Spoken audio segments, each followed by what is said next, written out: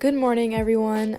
Welcome to my very first food recipe video. I'm sharing some breakfast ideas, and for the first one, I'm sharing how to make this really good oatmeal. So you're gonna first grab some oats. I just have these really quick 1-minute oats, and you could cook this on the stove, but I personally just wanted to save time, and I boiled some water beforehand. And I like to add some of my seasoning stuff before I add the water, so I'm adding some cinnamon, just for extra flavor, and it's also good for you. Just plain cinnamon, oh my gosh, I can't say it. And you're also, just if you would like, add some walnuts. I just feel like it adds a lot of texture and just some nutty flavor to it. I'm just gonna be mixing this up. So far we only have the cinnamon, the walnuts, and the hot water. Now you're gonna grab your banana. I really recommend getting a ripe banana that's like starting to brown, so it's very soft and you can kind of mush it in. It kind of becomes part of the oatmeal, like mushed in. And then you're gonna grab some peanut butter. I really love to eat this with peanut butter. And then you're gonna grab some frozen blueberry. I think frozen blueberry just really makes it just more like, it just tastes better personally for me. I feel like regular blueberries can get a little bit mushy, and I don't like it when it's like warm, if that makes sense. I mean, I usually just grab it from the refrigerator and it's cold, but I feel like frozen blueberries just add more to the oatmeal, and it also makes it pretty.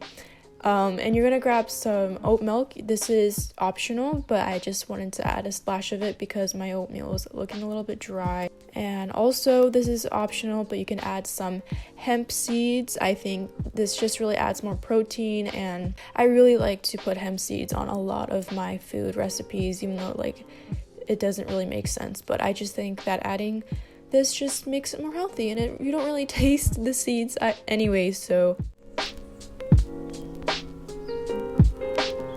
For breakfast number 2, I made this really delicious sweet potato hash brown vegetable mixture. I don't really know the exact name, but I grabbed a sweet potato and I started peeling off all of the skin, and then I started cutting it into smaller pieces. You're eventually going to want all of these pieces to be even and all like the same shapes for all of these vegetables, because when we cook it, we want it to evenly cook. So you can see from the video how small I'm cutting the pieces. Also, I wanted to mention that for all of these recipes, I'll have all of the ingredients for each down below. However, I'm not putting like the measurements for each one. You can really eyeball it. It really depends on how many people you're cooking for. But for this specific recipe, I cooked for around 3 people, so keep that in mind. So next, you're gonna cut some yellow onion, and I used around 1/4 of yellow onion. I cut it into small enough pieces, similar to the size of like the sweet potato pieces. And after I cut the yellow onion, I cut some red onion around the same size, like almost 1/4 of the red onion, but like not really, a little bit smaller. I also cut it around the same size. And then afterwards, I cut some zucchini, and you can also see that I cut the zucchini into small pieces as well, so that later we can evenly cook it all together. So that's what you're gonna do, and you're gonna put all of these vegetables aside. I'm also cutting up some basil leaves actually for later when we're done cooking everything, just for some extra flavor. So you can put that aside, and you can see here I have all of my vegetables on this plate.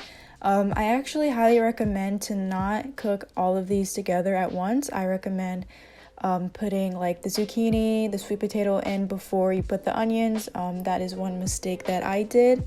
But I'm just pouring some extra virgin olive oil into the pan and putting all of the vegetables in. But like I said before, don't do what I did by putting the onions in together, because they burned and like cooked really fast. So I added some Himalayan salt, just for extra taste. I really recommend putting whatever seasoning you want to add. I also added some paprika. I don't know why I'm pouring the seasoning first, then showing the bottle, but yeah, I used some paprika. I also used some nutritional yeast. I think adding some of like that cheesy type of flavor is really nice as well.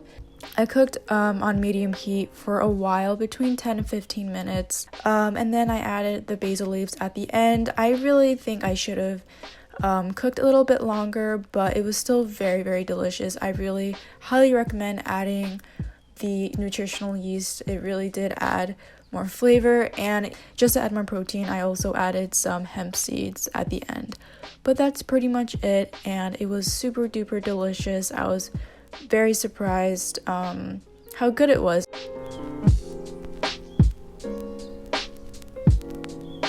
Alright guys, so for the very last recipe, we're making this tofu avocado toast, and it's super duper good. I know I'm saying super duper for all of these recipes, but this is seriously one of my favorite breakfasts that I've been eating lately. And so you're just gonna cut a small piece of tofu, just enough for yourself, for kind of like we're like making a scrambled egg kind of, but instead of using an egg, we're using tofu.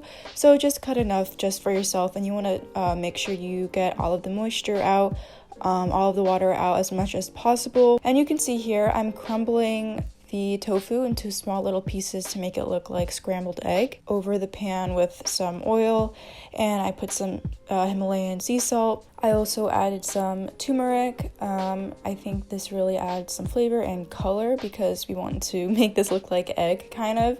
And I also added some paprika, and I also added nutritional yeast, of course, because nutritional yeast is just so important in these recipes. I just think they really add a lot. Probably not to the oatmeal, but definitely for the sweet potato hash brown mixture.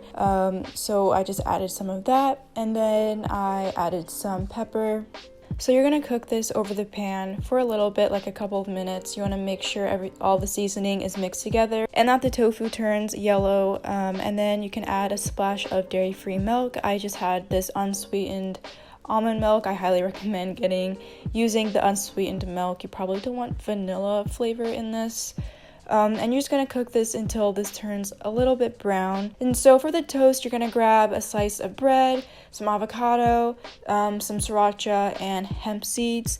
The sriracha and hemp seeds are optional, but I really like to add that. For my avocado, I just like to use a few slices for the toast because I don't like to have a lot of avocado on my toast, but it's really up to you. If you like a lot of avocado, you can do that. So I just put some avocado, I mushed it down with a fork, and then I added some hemp seeds afterwards. You could add this at the end, but I like adding it right after the avocado before adding the scrambled egg so that the seeds don't like fly off, if you know what I mean, while you're eating it. And then afterwards I poured the tofu scrambled egg mixture on top, and then I drizzled some sriracha, and I really, really recommend drizzling some sriracha on top. It really adds some spice and extra flavor. So that's pretty much it for all of these recipes. If you want to see more like food recipe ideas, maybe lunch ideas, dinner ideas, please let me know. I really had a fun time making this video, and I will see you in my next video.